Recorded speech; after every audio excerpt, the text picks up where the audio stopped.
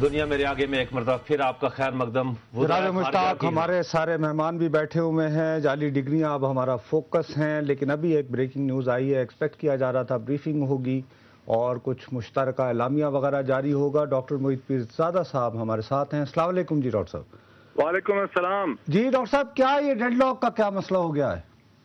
دیکھیے، dead lock کا مسئلہ بڑی عجیب و غریب یہاں ایک صورتحال مسئلہ خیز پیدا ہو گئی ہے. پہلے جوائنٹ پریس بریفنگ کرنی تھی ہندوستان اور پاکستان کے وزرائے خارجہ نے دن کے 2 بجے، 2:15 بجے.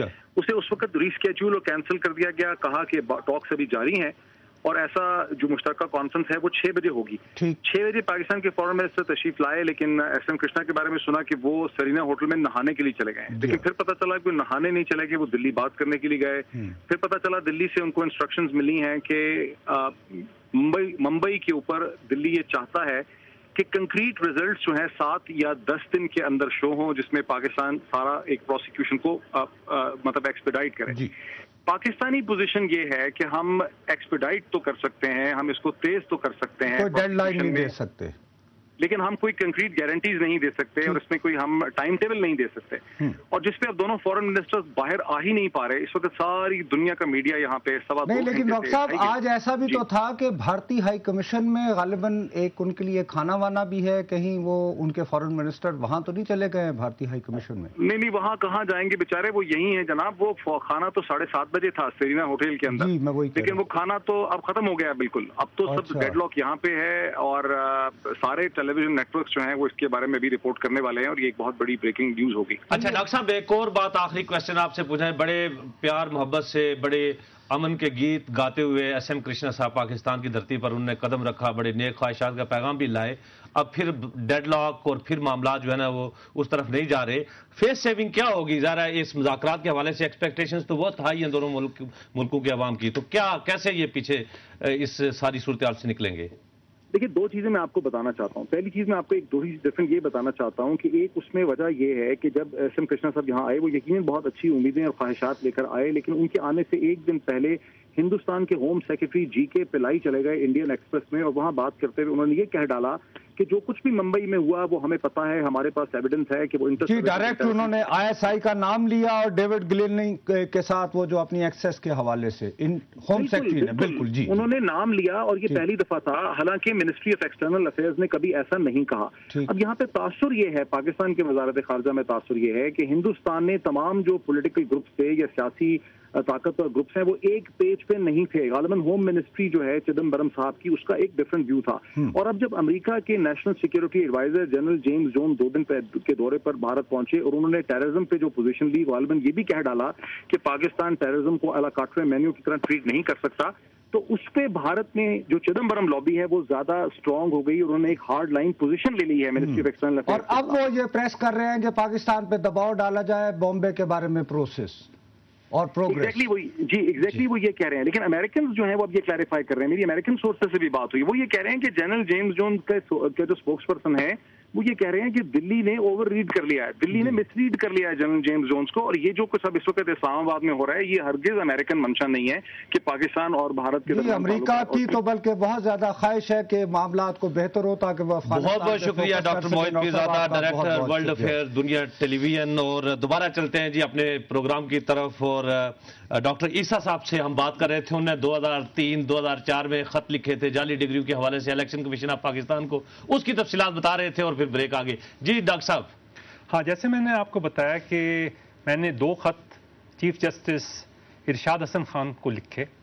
وہ اس وقت چیف جسٹس سے ریزائن کر کے چیف الیکشن کمشنر بنے تھے. ان میں نے یہ بتایا آپ کو کہ 3 ایم پی ایز جو سندھ میں فیک ڈگریز کے ساتھ تھے ان کو ریزگنیشن ان کی ریزگنیشن ہو گئی.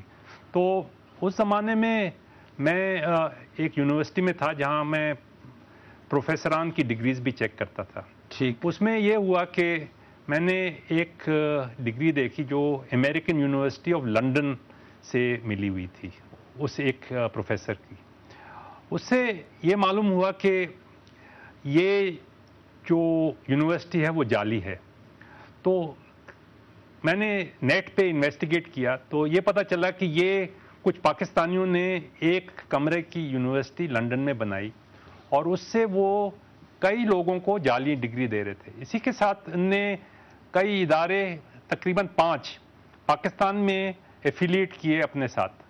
اس سے یہ ہوا کہ ان اداروں کے جو شاگرد تھے ان کو امریکن یونیورسٹی آف لندن کی ڈگریز ملنے لگیں.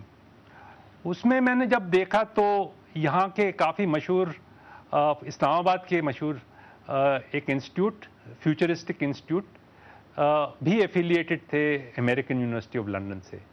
اس سے بات بڑھتی گئی تو میں نے دیکھا کہ یہ انسٹیٹیوٹ جب بند ہوئی کیونکہ امریکن یونیورسٹی آف لندن کی فیس بڑھ گئی تو یہ جو شاگرد تھے وہ ٹرانسفر ہو گئے national university of modern languages میں نمل. ٹھیک.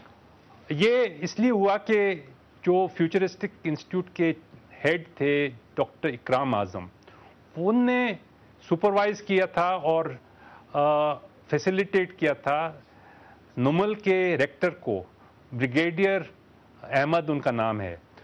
ان نے چونکہ ان کو ڈگری دلوائی دی تھی تو اس لیے نمل نے یہ اجازت دے دی فیوچرسٹک انسٹیٹیوٹ کو. نہیں ڈاکٹر صاحب آپ کی بات سے تو یہ سمجھ میں آ رہا ہے کہ سیاستدانوں نے تو اس گنگا میں ہاتھ دھوئے بہت سارے اس وقت سرونگ ریکٹرز بھی جو ہیں جعلی ڈگریوں پہ بیٹھے ہوئے ہیں.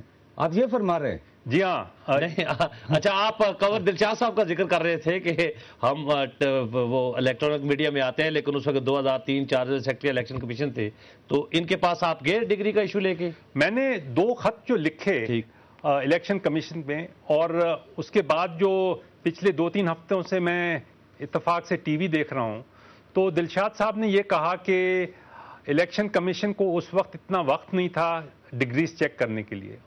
مگر یہ ہے کہ میں نے اس خط میں دونوں خطوں میں بالکل اسی بات پہ توجہ دلائی تھی الیکشن کمیشن کی کہ اگرچہ آپ کے پاس وقت نہیں ہے تو آپ وقت زیادہ مانگیں.